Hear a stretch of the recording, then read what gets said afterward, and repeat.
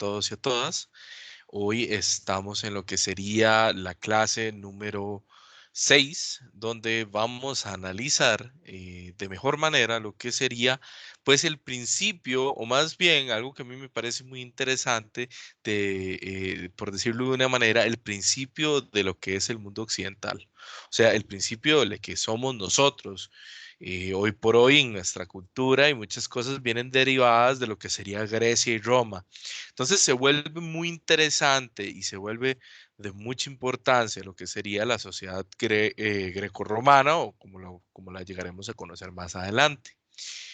En mi opinión, Grecia Grecia es pasión, Grecia es héroes y quiero que ustedes se imaginen y se traten de poner en lo que sería, pues, vivir en estas épocas, vivir en una época donde no solo no existe el internet, sino que pues te despiertas y básicamente te levantas ya sea a trabajar como comerciante, como artesano, o te levantas en la agricultura, o te levantas en alguna de estas zonas y todos los días tu día pues es igual y lo único que recuerdas tal vez son las historias que te contaba tu padre de aquellos dioses que se encontraban en ese Olimpo, en ese monte gigantesco.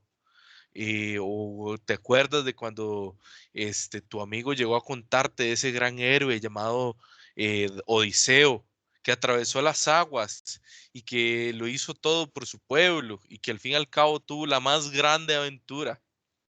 Todas estas historias que van a ser parte tuya, parte de quién eres, no porque sea lo que tú hagas, sino porque será lo que te definirá como persona. Y todo eso, todas esas historias que poco a poco se van a ir haciendo en lo que sería pues tu personalidad y tus valores como ciudadano de este antiguo mundo, esta antigua Grecia, que tanto pues anhela mucha gente por esas historias de héroes, como les digo, de dioses, y estos dioses que parecen ser más humanos que dioses, más cerca de nosotros que alejados.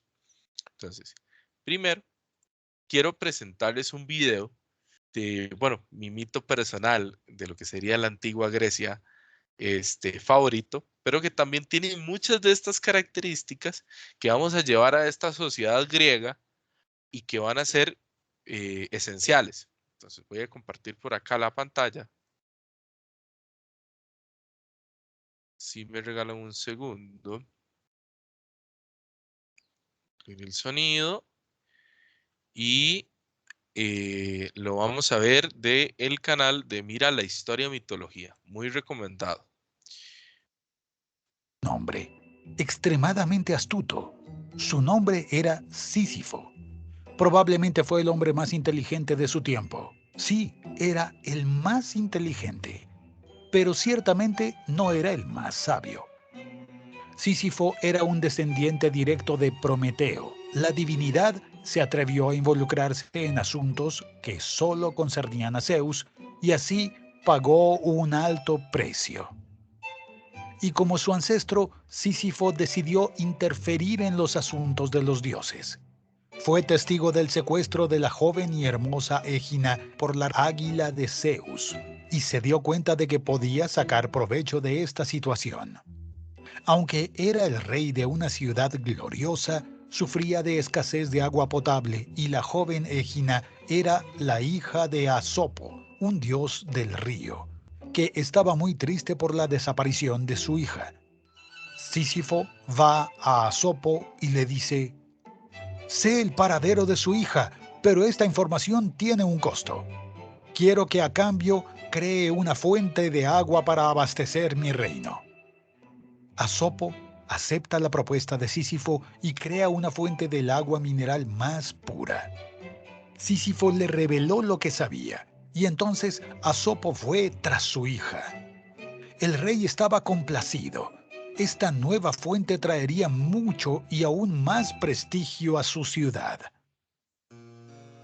Zeus, el señor supremo del Olimpo, estaba extremadamente furioso por la revelación de Sísifo y ordenó a Tánatos, también conocido como la Muerte, que encontrara a Sísifo y le quitara la vida. Pasó algún tiempo antes de que Sísifo se sorprendiera con la llegada de Tánatos a su palacio, pero de su rápida y astuta mente le viene una idea casi de inmediato. Se dirige a la Muerte y le dice: entonces parece que ha llegado mi hora. No esperaba morir tan joven, pero confieso que me sorprendió tu esplendor.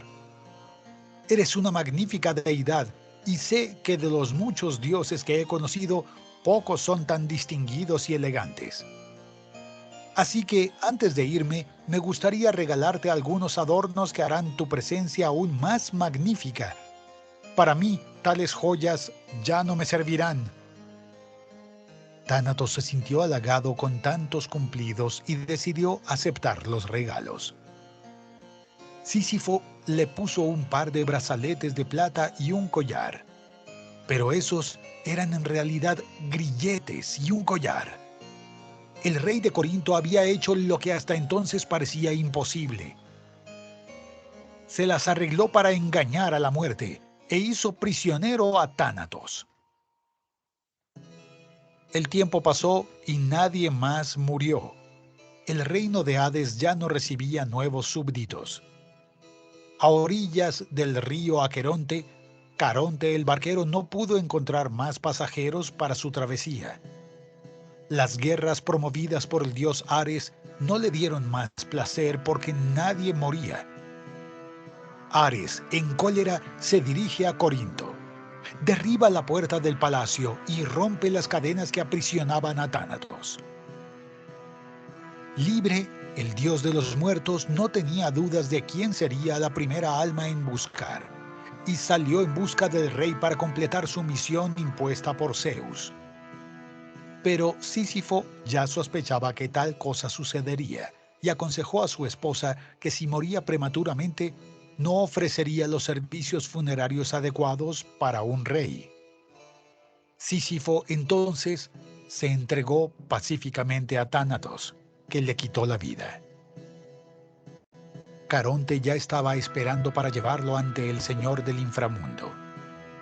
Las orillas del río de los muertos estaban llenas de almas que ya estaban en la lista de Tánatos y que acababan de ser buscadas. Al llegar al reino de Hades, se encuentra cara a cara con el dios del inframundo, que parecía muy infeliz.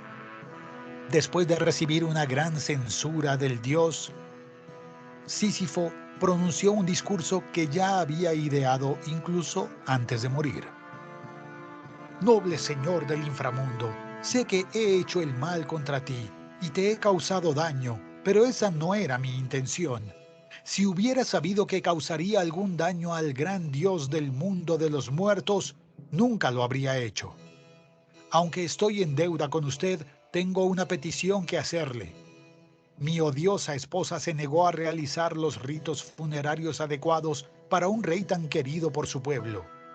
La maldita me tiró como el cadáver de un perro, así que os ruego que me dejéis volver al mundo de los vivos solo por un día para que pueda vengar a mi esposa y organizar un funeral digno de mí y honrar el reino de los muertos.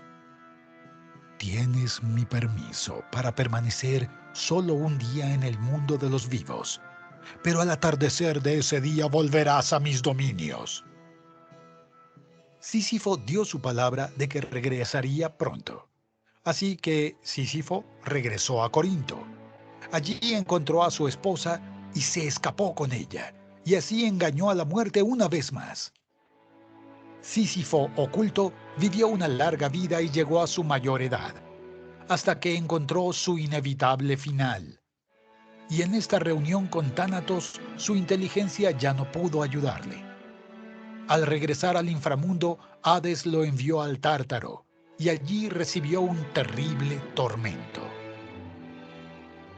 Sísifo se vio obligado a rodar una pesada piedra desde una llanura hasta la cima de una montaña. Pero cada vez que se acercaba a la cima, la piedra se volvía muy pesada y rodaba hasta el punto de partida. Y así, Sísifo reinició su trabajo una vez más, una y otra vez, por toda la eternidad.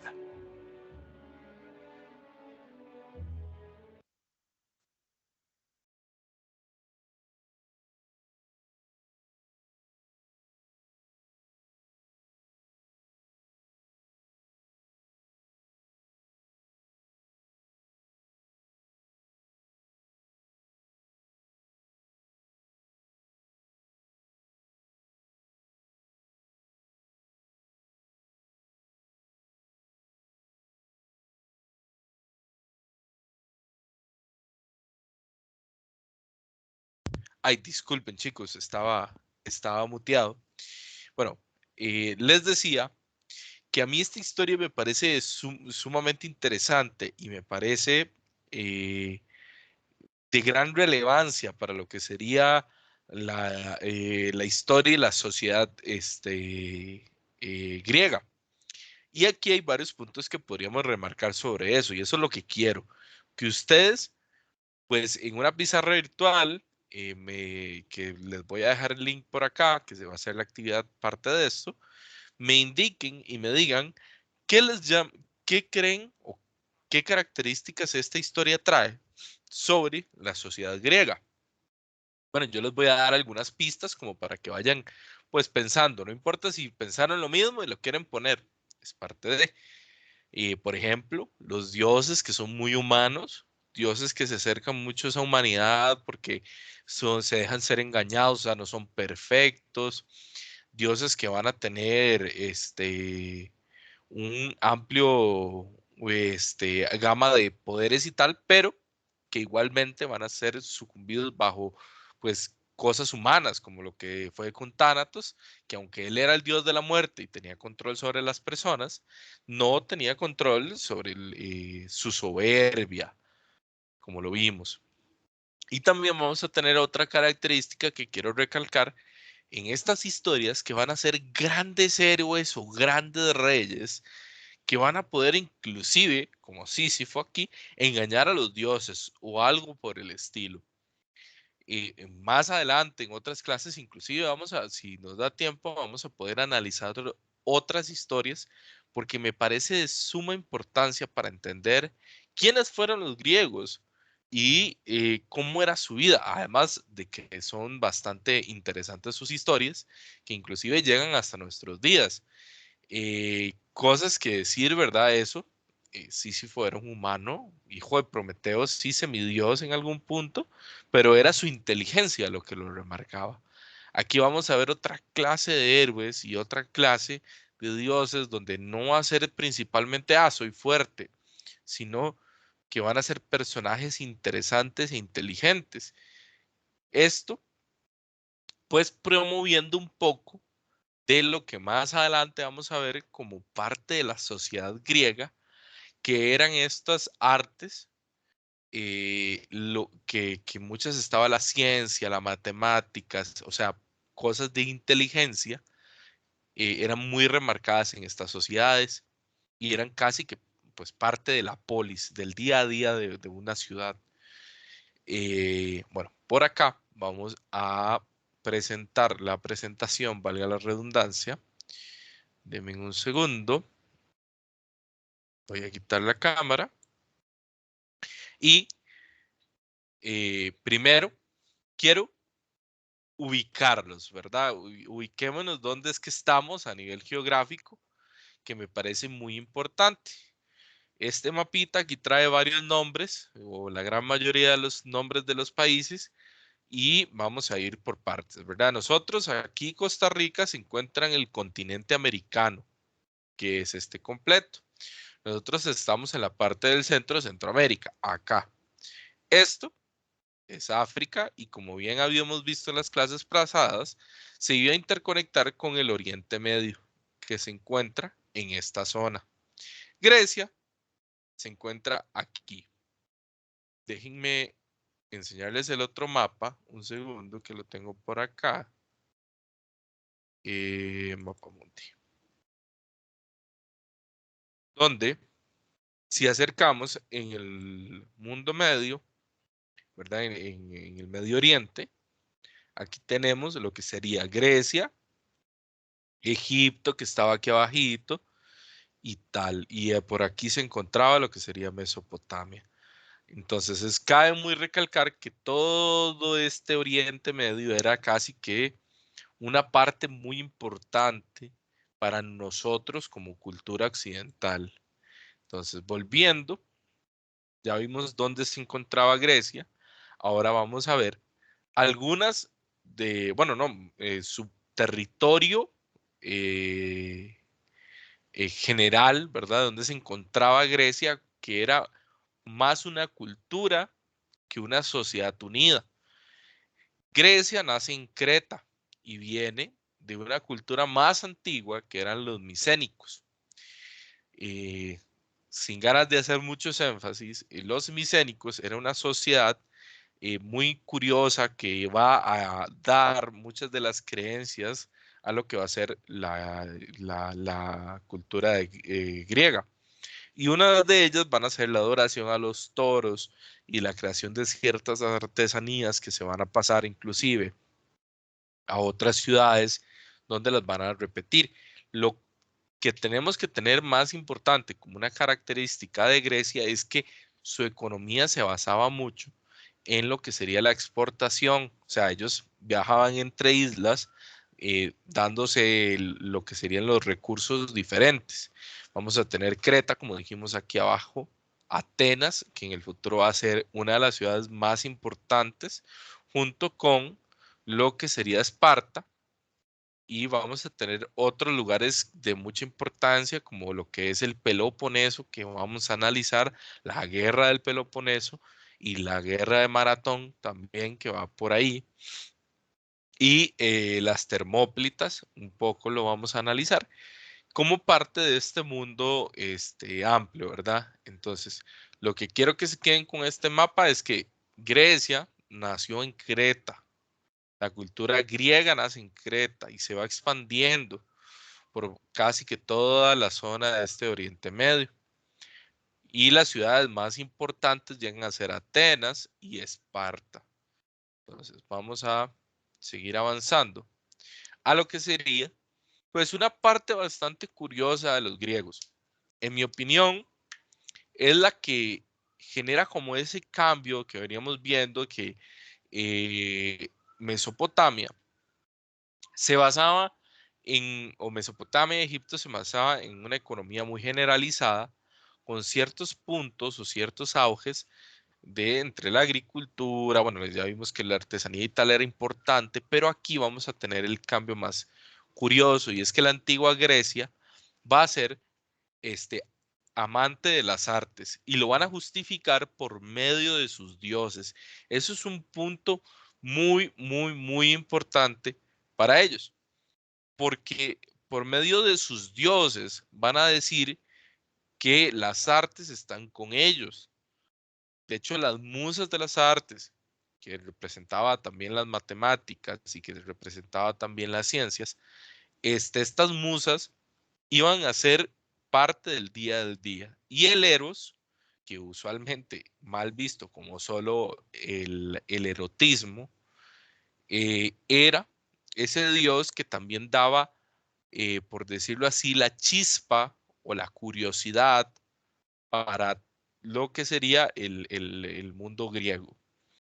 Entonces las artes o el Coliseo, lo que sería también las artesanías, y todo esto va a ser parte esencial de la antigua Grecia.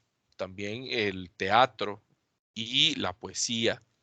Va a ser tan integral que, que estas artes van a pasar a ser más que arte y va a ser una forma de enseñar de cómo era vivir en la polis o cómo era vivir en las ciudades. Esto más que todo en Atenas. En otras vamos a tener como distintas formas de enseñar esto, pero Atenas dio el ejemplo de que podía hacerlo por medio del arte y la poesía. Ahora, ¿qué otra forma? Bueno, los esclavos, vamos a ver un poquito más adelante que no eran hombres libres y que muchas veces eran comprados y vendidos y que eso era parte importante de la economía. Se eran traídos de otros lugares donde se hacía guerra y se traía a los esclavos que iban a incentivar muchísimos trabajos que nadie quería hacer. En la antigua Grecia se crean, por ejemplo, los baños públicos y estos baños públicos tenían que ser limpiados y estos baños públicos pues, los limpiaban los esclavos o bien trabajos de fuerza y tal. La agricultura era de suma importancia, de hecho la gran mayoría de los agricultores en las ciudades sí eran considerados ciudadanos. Insisto, ya vamos a ver qué es esto exactamente, cómo estaban divididos socialmente, pero es muy curioso ver y es muy curioso analizar cómo habían algunas personas que aunque vivieran dentro de la polis, dentro de la ciudad, no eran considerados como ciudadanos. Y bueno, como les decía, la artesanía también iba a ser muy importante porque iba a ser una forma de representación cultural de ellos, ¿verdad? Este mapa que veíamos antes, les, este mapa que veíamos antes. Entonces, la cultura se iba a ir de Creta o se iba a ir de otros lugares, iba a ir a Efeso o iba a ir a Atenas, a Esparta u otros lugares como forma de, de pago o bien como forma de intercambio económico con otros bienes. ¿Se acuerdan que yo con Mesopotamia les había mencionado que entre Mesopotamia y Egipto había otra civilización llamada los fenicios? Ellos son muy importantes y voy a seguir recalcando en que ellos son los grandes mercaderes del mundo antiguo. Entonces ellos llegaron inclusive a Grecia y ellos se llevaban sus bienes, o sea, compraban los bienes de Grecia y, por ejemplo, los llevaban a Egipto y de Egipto para Grecia. Inclusive iba a ser tanto este choque cultural que los mismos griegos iban a aceptar a los dioses egipcios como si fuesen otra forma de hablar de sus propios dioses.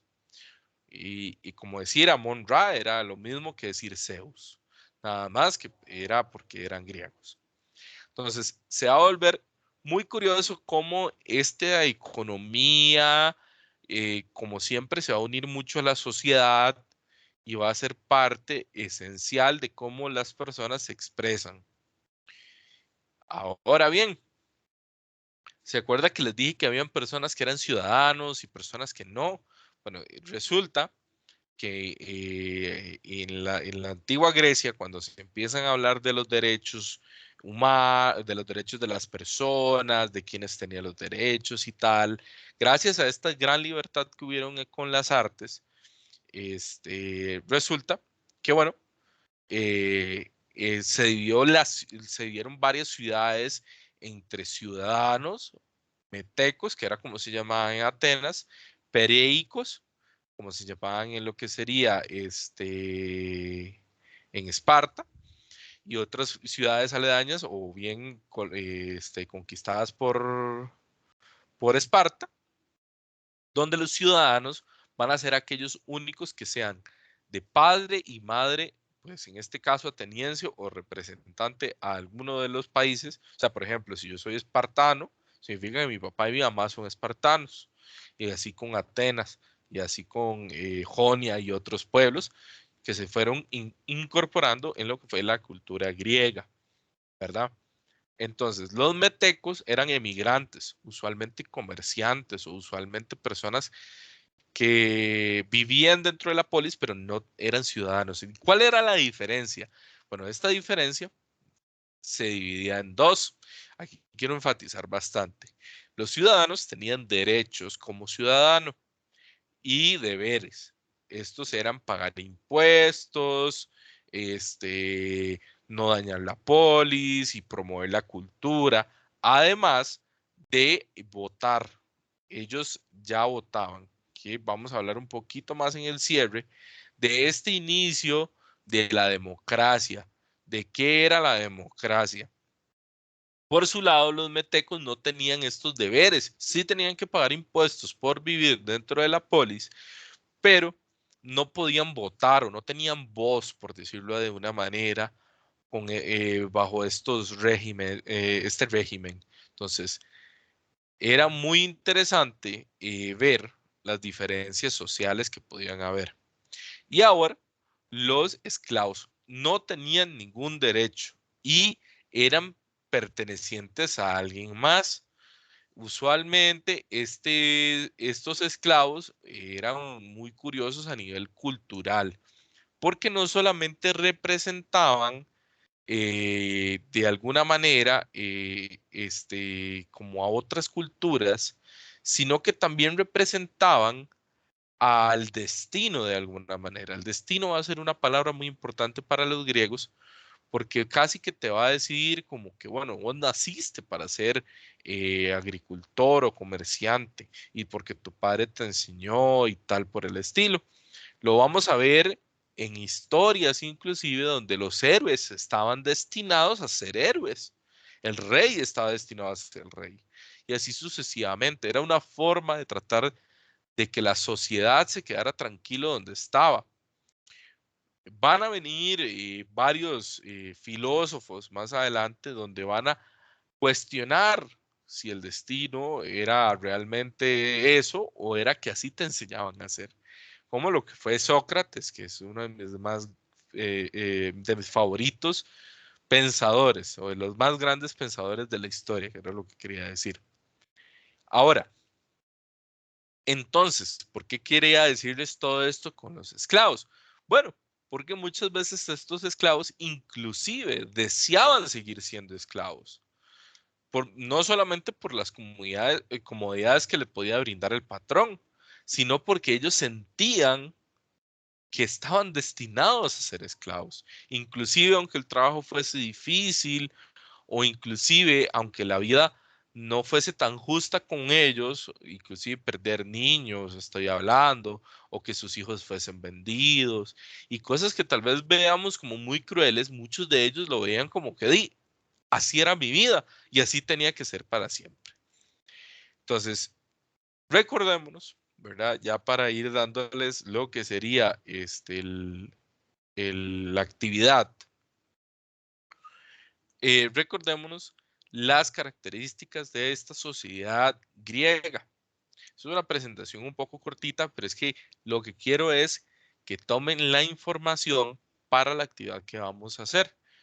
Aquí les voy a dar 15 minutos para que busquen lo que serían características de mitos de los dioses. Yo les voy a dar la información, no se preocupen.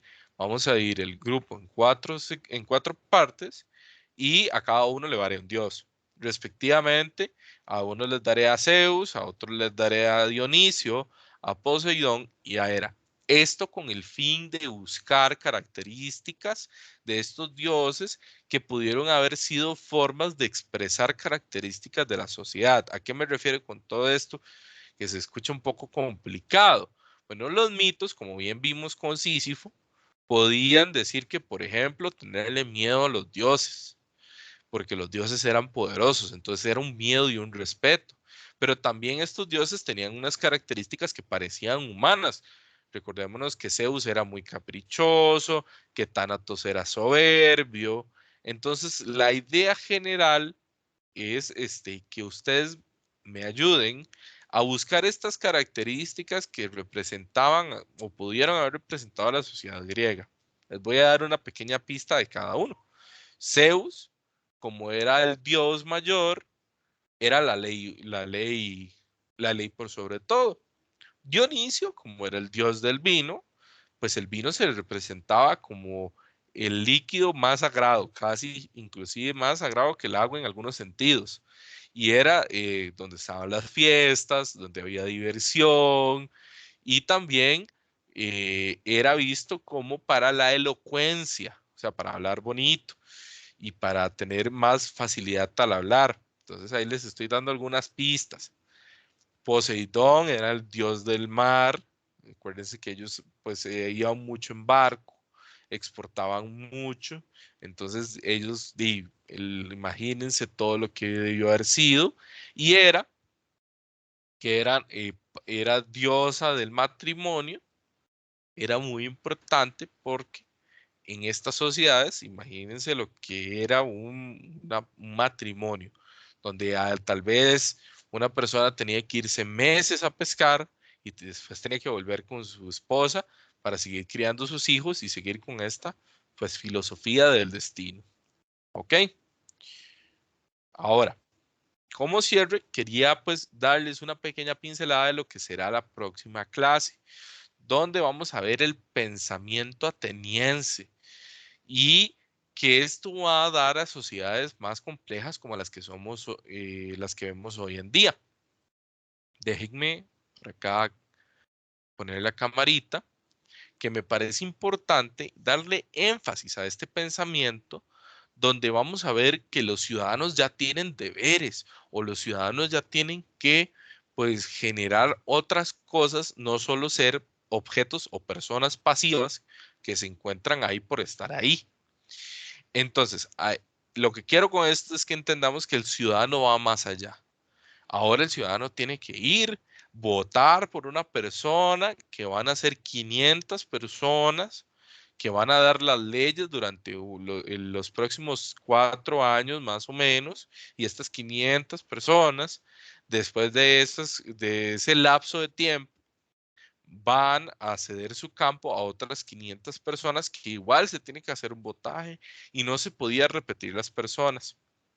Un dato muy interesante es que solamente 40.000 personas dentro de lo que era la poli ateniense eran ciudadanos, lo que significa que alrededor de otros 360.000 personas, o sea, muchísima gente, no tenía ni voz ni voto sobre las leyes, sobre los impuestos y sobre nada de lo que sucediese. Entonces, ahí vemos como algo que tal vez no le calzaría a todo el mundo. Y aquí es donde quiero también recalcar la filosofía.